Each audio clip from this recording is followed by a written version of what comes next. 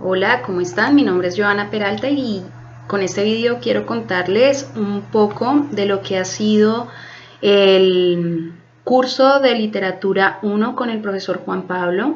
El profesor ha escogido 3 obras literarias representativas de diferentes momentos históricos en la evolución de la literatura española, que reflejan varios cambios importantes en la visión del mundo. El primero de ellos es el Cantar del Miocid. Para comenzar a hablar de este texto, es importante que entendamos su título, pues el cantar viene de la forma en que ha sido transmitida esta literatura, pues antes del siglo XII, las historias, todo era narrado y transmitido de forma oral. Y también la palabra de Miocid, que es un título honorífico árabe, ¿cierto? Que significa mi señor. El autor es anónimo, ¿sí? Pero tiene una intención, ¿sí? Es glorificar el Cid como modelo de caballero cristiano, leal, fomentar el honor, los valores de una sociedad española. Digamos que tiene una intención propagandista de la época.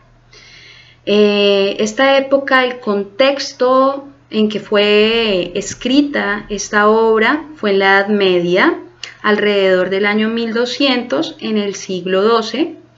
En esta época hay una visión teocéntrica, es decir, que Dios como centro del universo era lo que se vivía en ese momento. Hay una importancia del honor, de guardar la honra, la lealtad al rey. El cristianismo es fundamental para la sociedad, ¿sí? Y además que se está viviendo toda esta época de la reconquista de España. Entonces, en este texto vamos a ver un ambiente de caballería, ¿no? De castillos medievales. En el momento en que tú vas leyendo, puedes irte imaginando esa parte rural, cómo fueron las batallas, ¿cierto? Puede uno hasta imaginar cómo se vestía la gente, cómo eran las relaciones, cómo se estaban formando, ¿no? Ya que era un contexto feudal, ¿sí? El narrador de la historia del Miocid es omnisciente, ¿sí? Narra en tercera persona, él está fuera de la historia y puede contar los sentimientos, las acciones de los personajes. Como género y subgénero podemos ver la épica, ¿sí? El cantar de gesta. Es un poema que se refiere a las hazañas de un héroe nacional, un héroe en el cual las personas se sienten representadas. Todas las acciones de este héroe están a favor de su pueblo, a favor de su rey, tiene propósitos de honrar a Dios, ¿sí? Es un hombre que no busca las minuciedades de lo que quiere, más un querer popular. Es importante que en esta época se implora por un amor cortés, un amor con valores. Las personas buscan un amor para poderse casar, tener una familia, ¿cierto? Es importante el concepto estamental de la sociedad, entonces están bien fijados unos planos sociales, entonces está el rey, sus vasallos, los siervos, los extranjeros. Esta parte militar es más llamada de nobleza y los extranjeros son más llamados de burgueses. Se observa en el Miocid que hay una intención también del autor por mostrar cómo es la época, ¿sí? Qué instituciones se mueven, cómo son los rituales feudales, cómo son los rituales religiosos, cómo se comporta los feudos con su pueblo, ¿cierto? Y como había mencionado, es una forma de propaganda para el comportamiento de la sociedad de la época. ¿De qué trata el miocid? En sí, el Cid es desterrado injustamente de su pueblo y él comienza una lucha por recuperar su honor, por demostrarle a su rey, Alfonso VI, que pues su fidelidad, él quiere restaurar su honor, restaurar su vida con su familia. Esta historia está dividida en 3 cantares. El cantar del destierro, que precisamente habla de ese destierro del miocid. Él ha tenido una traición que le han hecho quedar mal con el rey y por tanto el rey lo despoja de sus cosas. Él queda fuera de su tierra con una exposición a ser violado, a ser robado, a hacer lo que sea con él, pero es un hombre valiente que va a recobrar su honor en el segundo cantar, que es el cantar de las bodas, en el cual él va en una campaña de batallas libertando y reconquistando la España que estaba cubierta por otros reinos españoles, y él restaura este honor, vuelve a la amistad con el rey. Y en ese favor que ha recibido el rey, pues él le concede que sus hijas, doña Sol y doña Elvira, puedan casarse con unos nobles, ¿sí? Que son príncipes, que son los infantes de Carrión, don Fernando y Diego González. Entonces, ¿qué es lo que pasa? Estos infantes, como están tan marcados los estamentos, ellos no quieren mezclarse con estas nobles que no le llegan a la sangre azul y las van a maltratar. Entonces, ahí es que viene el tercer cantar del miocid, que es la afrenta de Corpes. Y aquí el Cid ha sido humillado, pues han maltratado a sus hijas y él pide una justicia ante el rey, muestra lo que han cometido con él y va a pelear por su honor nuevamente, a recoger la dote que dio por haber dejado sus hijas al cargo de estos infantes. Al final el Cid recobra su honor, recobra su dinero y sus hijas se casan nuevamente. En la Celestina, por su lugar, entonces también quiero que veamos estos puntos fundamentales. El nombre lo lleva la mujer alcahueta, la mujer manipuladora, que se llama Celestina, y es difícil entender muy bien quién tiene el protagonismo, ¿no? Si en verdad es la Celestina o es Calixto y Melibea. Pero en este caso le han colocado el nombre de la mujer en la que gira todos los hechos del pueblo, ¿no? Donde se desarrolla la historia. El autor es Fernando de Rojas y él se muestra que la intención de hacer esta obra es denunciar la corrupción moral, ¿sí? De la manipulación amorosa y la hipocresía social, y lo logra. En la época en que se escribe esta obra, estamos en el año 1499, siglo V, donde hay una transición de este teocentrismo, ¿sí? En que el centro es Dios, a un antropocentrismo, donde el centro viene a ser el ser humano con sus emociones, con sus sentimientos, sus necesidades. Entonces también se abre una visión de la corrupción también social, los antivalores de la sociedad. Entonces todo esto lo va contando Fernando de Rojas en La Celestina. El ambiente en el que se desarrolla ya no es un ambiente rural, ¿no? Como lo veíamos en el Cid, sino que vamos a ver un desarrollo más urbano, ¿cierto? Puede ser posiblemente Salamanca. El narrador es múltiple, ¿no? Hay diálogos entre los participantes, ¿no? Hay un estilo teatral. Rojas actúa más como aquel editor de todo lo que está aconteciendo en la obra.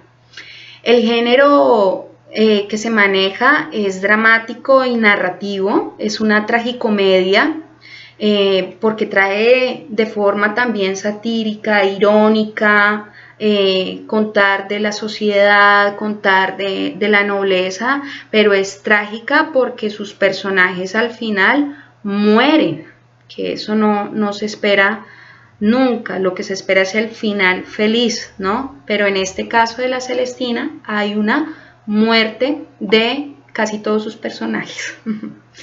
Entonces, si en el Cid mirábamos un amor cortés, una honra, las mujeres buscan el amor para un buen matrimonio, en La Celestina hay una burla sobre estos valores virtuosos, ¿sí? Hay una burla de ese amor cortés, hay una burla sobre el papel heroico, porque si en el Cid, ¿no? Veíamos al caballero que busca honrar a su rey, unos objetivos más de su nación.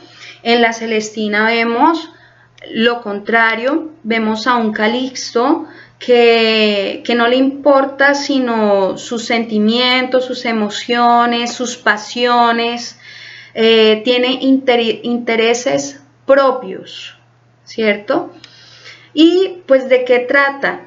Generalmente es la historia de dos jóvenes, Calixto y Melibea, que son manipulados por una vieja que es Celestina, una vieja bruja que tiene un prostíbulo, que está llena de mañas y que lo que le interesa es tener dinero, es sus propios intereses, ¿no? Y vemos cómo la pasión y el egoísmo que se trama conducen a una tragedia, cómo el alejarse de Dios, de los valores cristianos, pueden llegar a la muerte, a la deshonra. Entonces, si en el Miocid había una propaganda de cómo comportarse con unos valores, en La Celestina deja una puerta abierta para el lector, deja una puerta del camino que puede uno tomar, las consecuencias de no vivir los valores religiosos tal vez.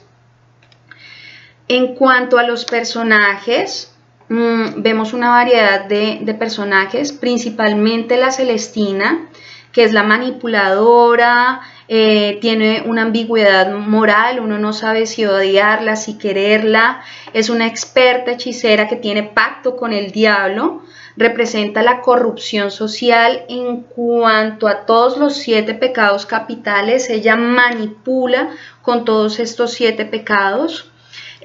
Por otro lado vemos a Calixto y Melibea, que son los grandes protagonistas, ¿no? Los dos jóvenes nobles que se dejan llevar por sus pasiones.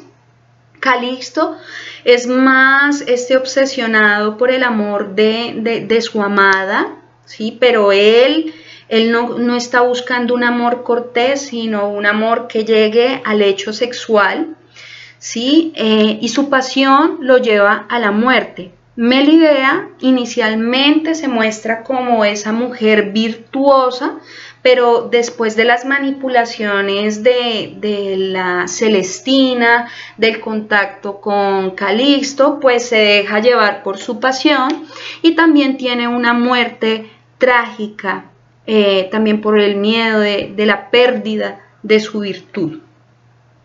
Sempronio y Pármeno son los criados de Calisto. Estos tienen contacto con Celestina, tienen marrulla con Celestina. Ellos quieren una parte del botín de lo que Calisto le va a pagar a Celestina para que le ayude a estar con Melibea. Al final ellos matan a Celestina por la avaricia, porque piensan que Celestina no les va a dar su parte. Y ellos también mueren por justicia por haber matado a Celestina. Elisa y Areusa son las alumnas, ¿sí? Son jóvenes prostitutas que están aprendiendo de Celestina y también están envueltas en relaciones con Sempronio y Pármeno.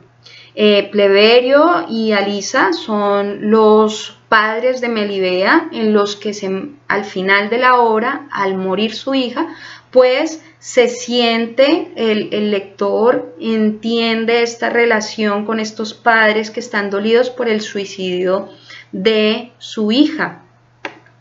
Entonces, de la última que podríamos hablar es Lucrecia, que es una mujer, una criada de Melibea, que es más pasiva. Ella simplemente observa lo que está pasando, pero pues igual no puede hacer mucho, porque es una simple criada.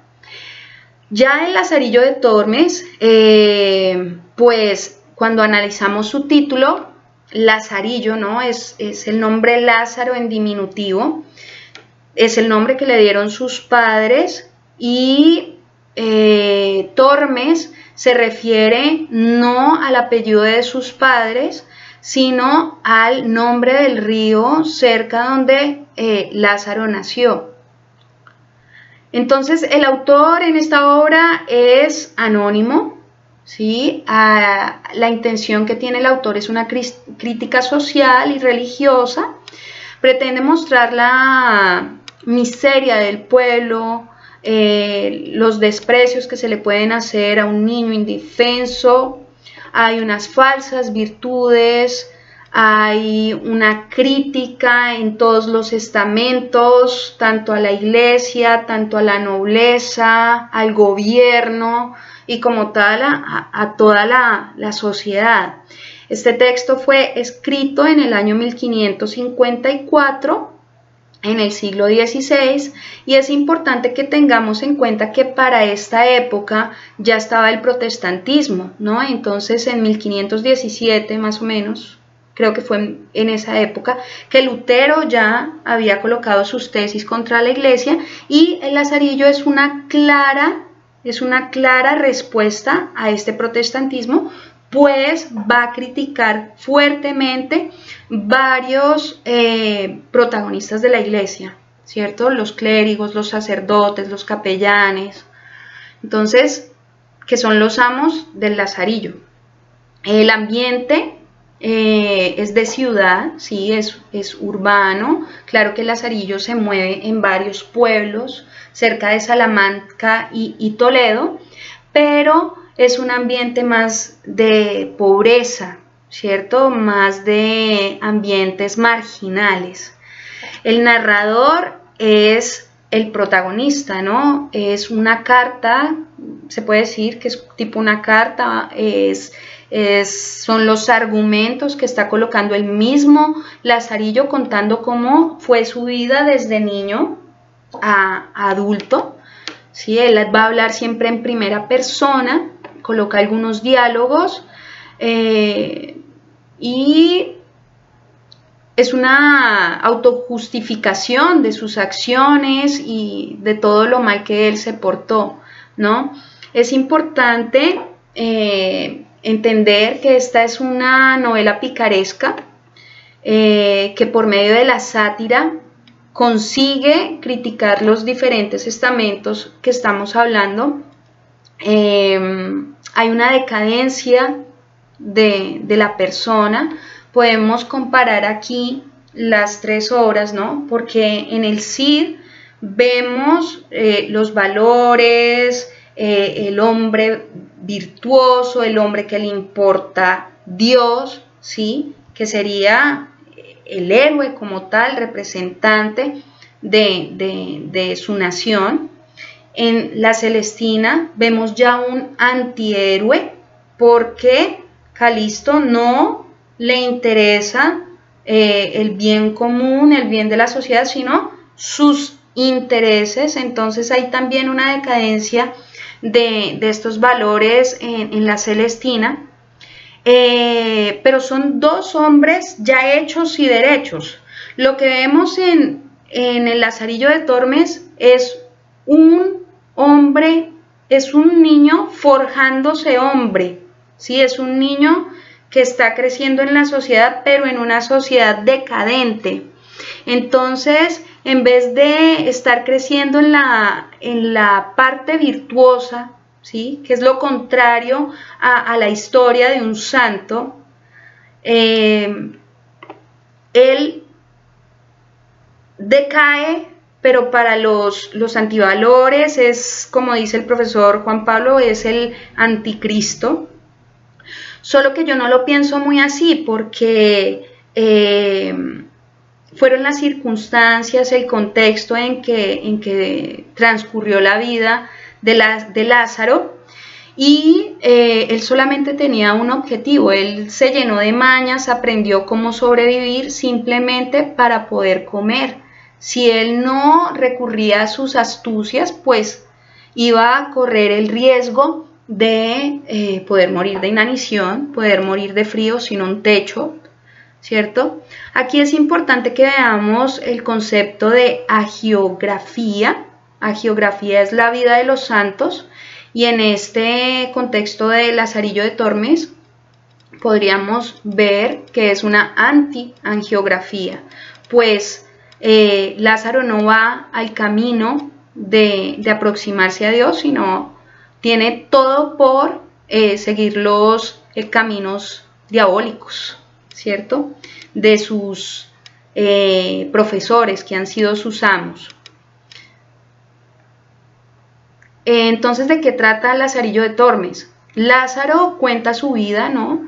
Desde la infancia pasa de amo en amo, un amo es peor que el otro, enfrentando miseria y entonces en el camino que se va relacionando con sus amos, pues va aprendiendo varias cosas de cómo sobrevivir. Si vemos, tanto en el Cid como en la Celestina, los protagonistas, los personajes tienen nombre propio, pero en Lázaro, en el Lazarillo de Tormes, no acontece esto, ¿sí? Solamente Lázaro y sus padres tienen nombre. Lázaro, el protagonista, su padre Tomé y su madre Antona, ¿cierto? Pero de resto, solamente a los otros personajes se les coloca el nombre de su oficio, ¿no? El clérigo, el ciego, el escudero, el fraile, el pintor, el arcipreste, pero como tal no se les da un nombre propio. Entonces, de forma rápida les cuento que casi todos los amos de Lázaro son crueles, maltratan casi todos a Lázaro, abusan de él, no le dan comida, tienen varias afrentas, se aprovechan no solamente de Lázaro, sino de otras personas de la sociedad, ¿sí? El ciego, desde un inicio, golpea a Lázaro, le quiere enseñar cosas, pero de forma interesada, ¿no? Para su bienestar. Y en este punto es importante que veamos cómo fue creciendo Lázaro a los pocos, ¿no? Es con el ciego que él se bautiza. en cuanto a ver esa decadencia del ser humano, de la sociedad, que él tiene que avisparse porque o si no, se muere. Una vista de esas es cuando el ciego le estrella la cabeza a Lázaro contra la cabeza de un toro a la salida de Salamanca después de que su madre se lo da al ciego y Lázaro tiene que irse con él. Este ciego le rompe una botella de vino en la cabeza a Lázaro por él intentar sacarle un poquito de vino a él. Es astuto cuando le quiere compartir las uvas, entonces Lázaro le sale más avispado, pues le coge más uvas de las que el ciego le había permitido, pero el ciego siempre se da cuenta de las maldades que le hace Lázaro para salirle adelante. Y hay un episodio terrible, ¿no? Cuando está la lingüiza, ¿no? La salchicha que se quiere comer el ciego, que la está asando, pero Lázaro tiene tanta hambre que se la cambia por un nabo. Él piensa que el ciego no se va a dar cuenta, pero se da. El ciego le manda a pedir un vino a Lázaro, Lázaro va por su vino y cuando llega el ciego se da cuenta que no tiene la salchicha esa, sino que un nabo y le reclama a Lázaro por eso. Entonces pasa una parte asquerosa del texto en que el ciego le mete su nariz en la boca a Lázaro y lo hace vomitar y le pega una golpiza porque se da cuenta que él se había comido su salchicha. Lázaro es la primera vez que siente ganas de vengarse y se venga muy bien porque un día lluvioso pues engaña al ciego, le dice que hay un riachuelo y que él tiene que saltar y cuando el ciego salta pues pum, se toma un tramacazo contra una base de una casa y queda como muerto. Ya con el clérigo pues Lázaro decide irse, ¿no? Del ciego y va a caer a las manos del clérigo. El clérigo lo ve por ahí mendigando y le dice, ¿usted sabe de misa? Sí. Entonces, ¿por qué Lázaro sabía de misa? Porque el oficio del ciego era hacer oraciones para mujeres que querían quedar embarazadas, para mujeres que les maltrataba el marido, para que su marido fuera bueno, predecía el sexo de los niños. Y en estos oficios del ciego es importante hacer una comparación con los oficios de la Celestina, ¿no? Porque la Celestina también tenía oficios cuestionables sobre los valores, ¿no? Servicios de arreglar virgos, brujería, prostitución. Entonces Celestina tenía su lugar, ¿no? Su negocio. En cambio el ciego era un mendigo que hacía su oficio en la calle o en la iglesia orando por estas personas que le pedían oración. Pues el ciego lo hacía engañosamente, pero la Celestina tenía pactos con el diablo, casi que le salen las cosas, ¿no? Da a entenderse esta oposición más engañosa del ciego y más asertiva con la Celestina. Pues bueno, el clérigo acogió a Lázaro y el clérigo es mucho más cruel que el ciego en cuanto a la comida, porque solamente le ofrece cebollas. El clérigo no come sino cuando va a los velorios. Él se trae los panes, los guarda en un arcón y Lázaro pues tiene que vérselas cómo puede sacar esos panes del arcón y ahí vamos a ver varias cosas porque Lázaro manda hacer una copia de la llave del arcón para poder comerse los panes, pero el clérigo se da cuenta y entonces dice que los va a contar y Lázaro se pone triste, entonces se inventa después abrirle huecos al arcón para hacer de cuenta que son ratones los que están rayando los panes. Ahí el clérigo tapa esos huecos y vuelve Lázaro a abrir huecos y entonces los amigos del clérigo, los vecinos le dicen, no, eso es una culebra. Entonces el clérigo está pendiente de dónde está esa culebra y un día Lázaro cuando está durmiendo en su cama de paja, pues el clérigo buscando a la serpiente, porque Lázaro guardaba su llave en la boca. Pues el clérigo piensa que la culebra está cerca a Lázaro y le pega un tramacazo, y ahí es donde se da cuenta que Lázaro lo había engañado, porque le ve la llave en la boca y va y testa esa llave allá en el arcón y se da cuenta. Cuando se da cuenta el clérigo de los engaños de Lázaro, pues casi lo mata. Tanto en el episodio del ciego como del clérigo, las personas que rodean a Lázaro siempre se ríen de lo que le ha pasado, de su sangre. Bueno, pues después de esto el clérigo lo echa. El Lázaro le toca irse y se encuentra con un escudero. El escudero, pues terrible, porque solamente vive de apariencias, él no tiene con qué comer, es Lázaro que termina dándole de comer.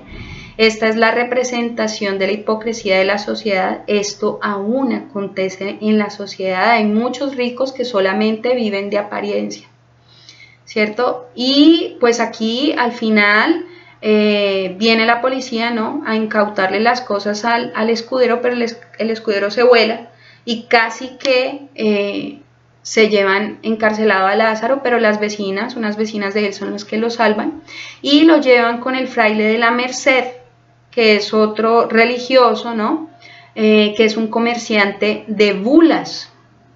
Entonces, hay la corrupción, ¿no? Y por un lado, porque las bulas son falsas, el bulero pues quiere vender estos documentos como si fueran firmados por el Papa, pero no son verdaderos, y él se quiere quedar, abusar de la fe de la sociedad para quedarse con el dinero, y para hacer esto él se hace marrullas con un alguacil, y ellos hacen tipo que una obra de teatro para hacer pasar al alguacil como digno, y le dice: tú lo que estás haciendo es fraude. Entonces el bulero ruega a Dios que si es fraude le pase algo a él, ¿no? Y si no, pues que pague el alguacil. Entonces el alguacil en ese momento le da una convulsión y esto, y ahí viene otra vez el bulero a rogar a Dios para que tenga misericordia de este hombre, y pues vuelve y reacciona. El pueblo, al ver esto, pues piensa que sí es verdad lo de las bulas, y estas bulas se venden como pan caliente. Y pues Lázaro fue cómplice de todo esto, él sabía de todo lo que estaba pasando, pero igual él no podía hacer nada, ¿no? Era un niño. Ya después vienen los últimos amos de Lázaro, un pintor, el alguacil, ¿no? Y el arcipreste. Pero en esa época pues Lázaro ya puede trabajar. Uno de sus amos le da un burrito, él es pregonero, él hace propaganda para las otras personas, y su mejor cliente es el arcipreste, y el arcipreste le permite a Lázaro, ya más grande, ¿no?, casarse con una de sus criadas, la esposa de Lázaro, de la cual las malas lenguas se dice que es amante del arcipreste.